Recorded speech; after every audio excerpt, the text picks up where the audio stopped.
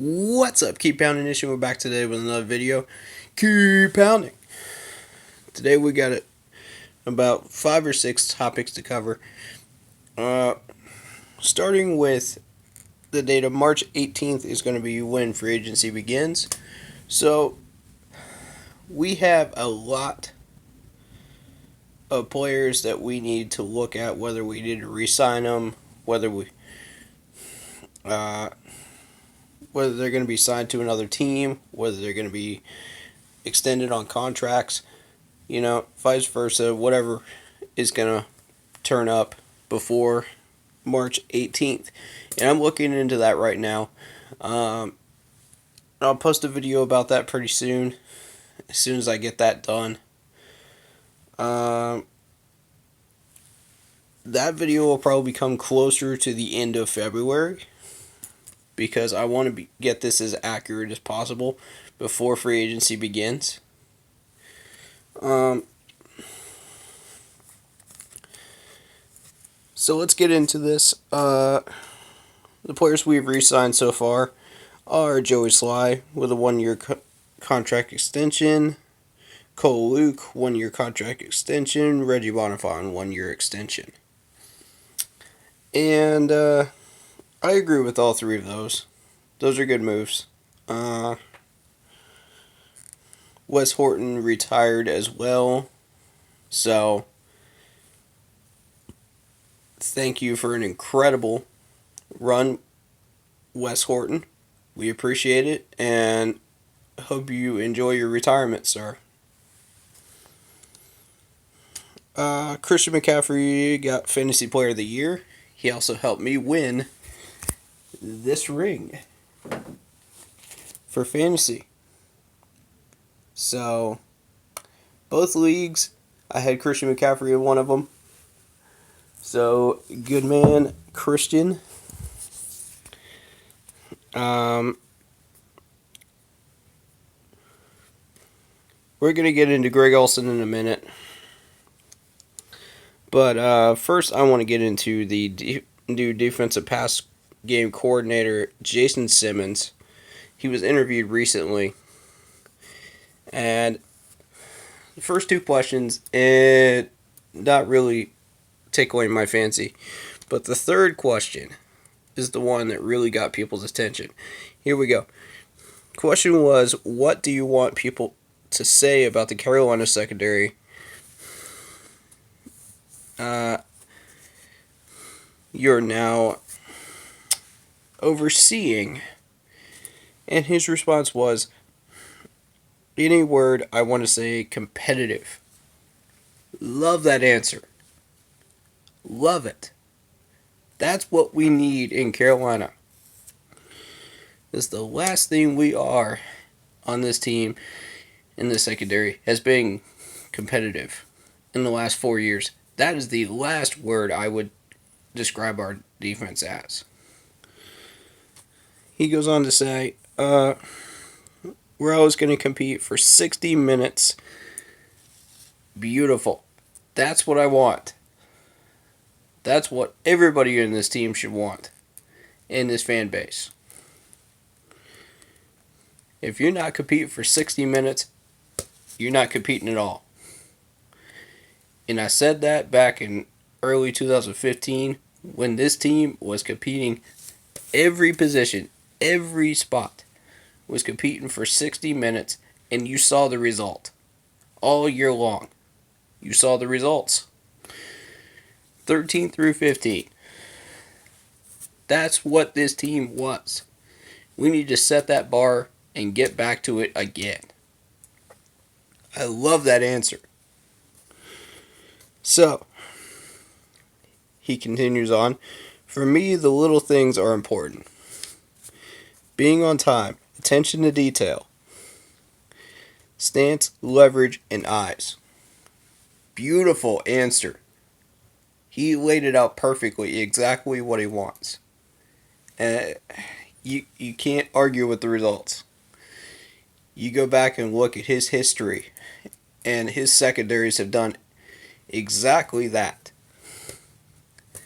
The teams that he's coached. the players that he's coached, rather, have done exactly that. Um, Moving on here. I'm about standards over emotions. Yes. The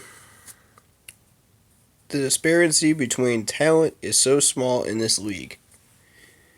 And here is the critical key question. So, what can you do to set yourself apart? Wonderful question right there. Wonderful question, because that should apply to the entire team and that should apply to the entire organization. What are we doing to set ourselves apart from the rest of the league? Very, very relevant question. And right now, not too much. We've been sitting in the middle towards the bottom for the past 4 years. We haven't done anything to set ourselves apart. This league is a what have you done for me lately league, and we haven't done too much. Let's be real here. We're in rebuilding process, and that's why. Because we have not set a standard and went for it. So, now that you see that question pop up, what can we do as a franchise moving forward? As an organization moving forward to set ourselves apart from the rest of the league? Number 1, draft well. Number 2, rebuild well. Number 3, find a way to get those wins and get the attention of the league focused back on us. Not on the Falcons, not on the Saints, not on whatever team happens to be going to the Super Bowl. It should be us. We need to start winning. And we'll start winning in 2021. But this year, we need to build. And if we build correctly, we will achieve that goal in 2021. So, I love this interview. I like Simmons already. Great first impression. That's what I want to see from our coaching staff. All the way across the board. This is beautiful. I am fully embracing this rebuild, and I love it so far.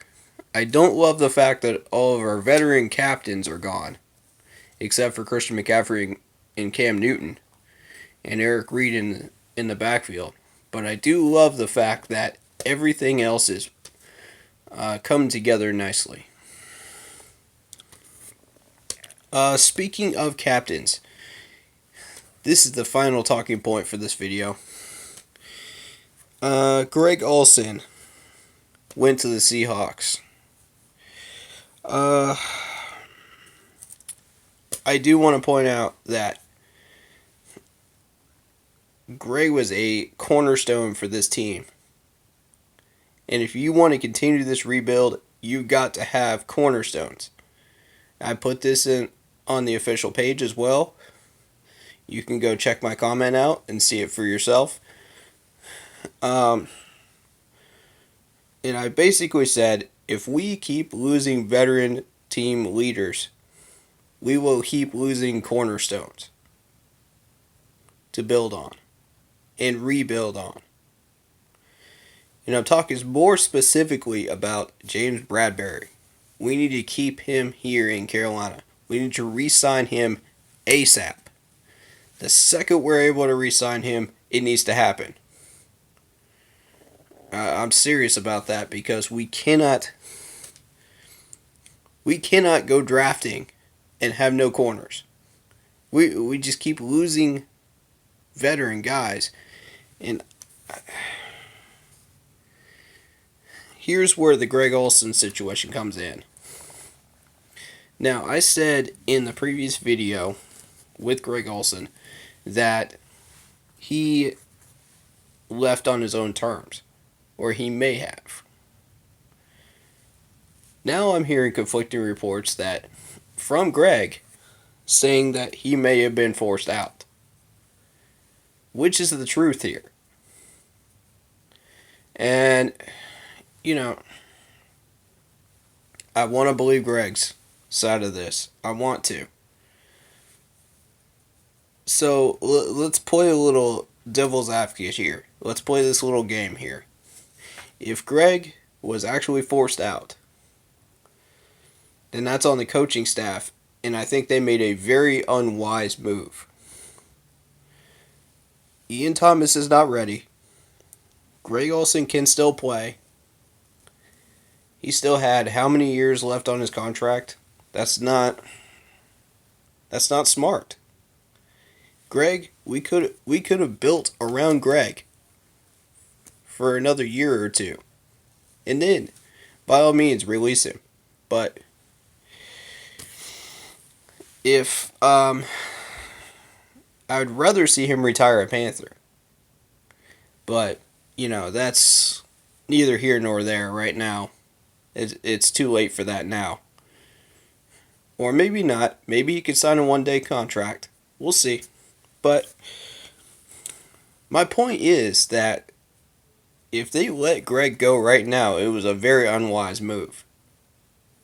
Ian needed another year to prepare himself and to be able to catch these passes that are coming his direction. He needs a little bit more time with Greg Olson learning, and I just feel like he's not ready.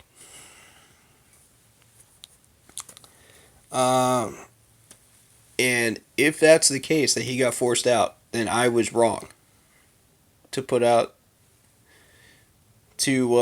throw out that side of the situation that I did, which would be the second side of the coin of the Greg Olson side situation here. I hopefully will see Greg not tear our secondary up, but I wouldn't count on it. Greg's a beast still. He's got that foot healed up now, and he's just a monster on the field when he's out there. So Pete Carroll got a good one. Probably the best tight end in the league, in my opinion. Over the whole stretch of his career. Now, granted, there are probably like 5 or 6 tight ends you could say are moderately better because of Greg's injuries nowadays. But as a whole career, Greg is definitely the best one out there, in my opinion, for my money's worth. You could argue Gronk, but still.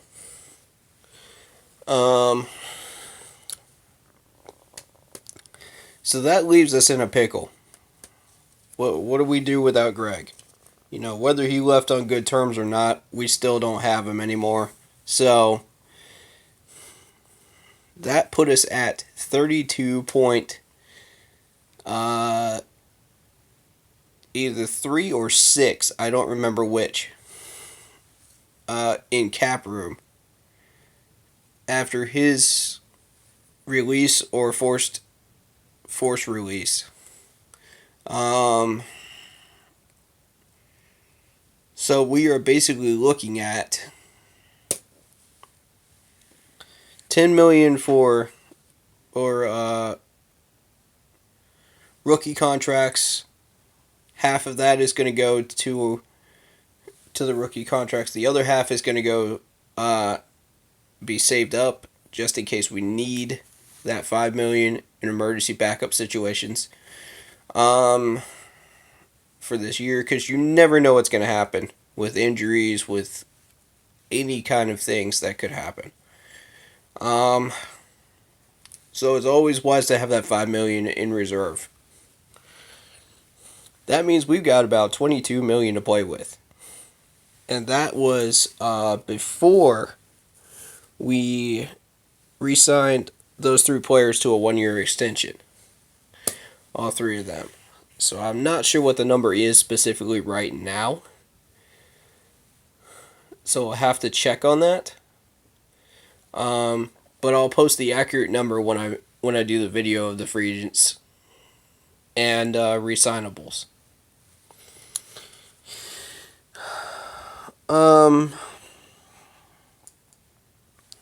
This Greg Olson situation doesn't sit right with me.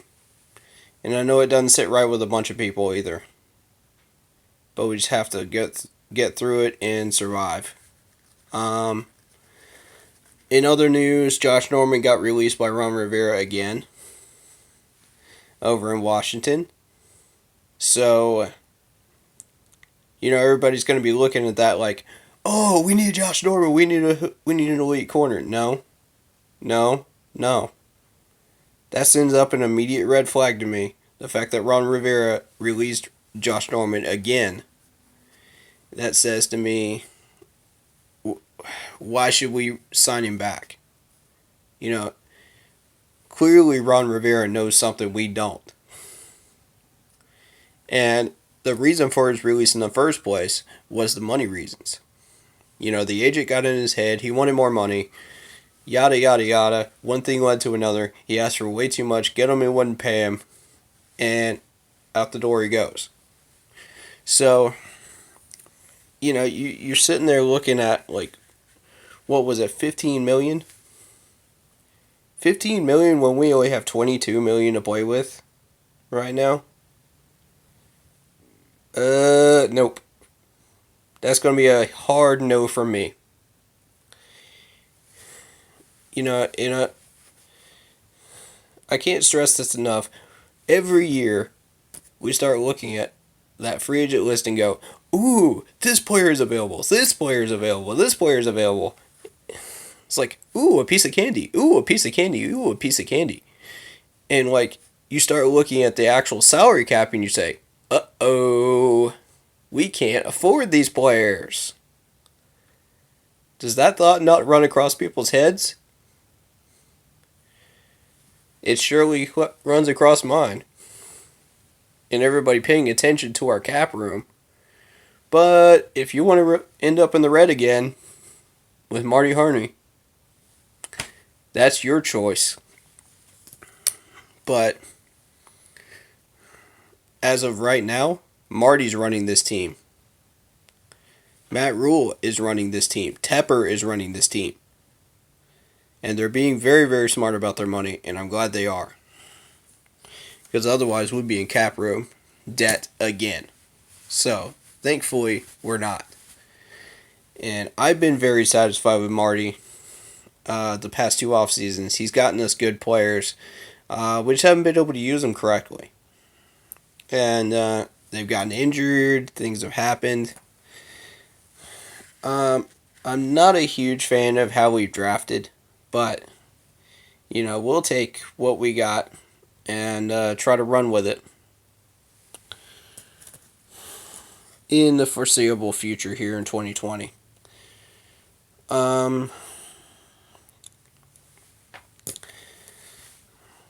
What is Cam's future here?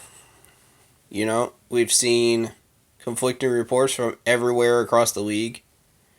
That's the final topic that we're going to be discussing here. And I have no idea what to believe. But what you first want to do is look at the official sources. You want to see who's saying what in the official sources. And when the official sources are conflicting, it gets pretty complicated from there. So